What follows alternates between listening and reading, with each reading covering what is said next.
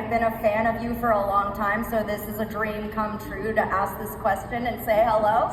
My question to you is, as you know, New England was one of those few places in the country that stayed blue this election. So how can we make New England great again?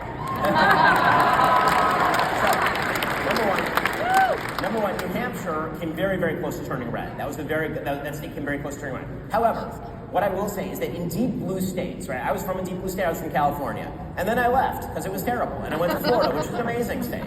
And so, if you are in a purple state, I think that you can turn that state red. If you're in a blue-leaning state, like Virginia, I think there's a possibility that from time to time it'll turn red. I think if you're in a deep blue state, you should get your ass out of there and move to a red state.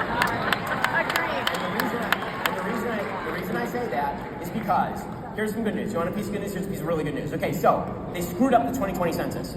And they really did. They actually screwed this up. The Biden administration acknowledged they screwed up the 2020 census. If they had done the 2020 census properly, that would have meant that electoral votes would have shifted from New York, Connecticut, Illinois, California to Florida, Texas, and Arizona, which means if they had done the census properly in 2020, Trump would have won without winning any of the blue wall states.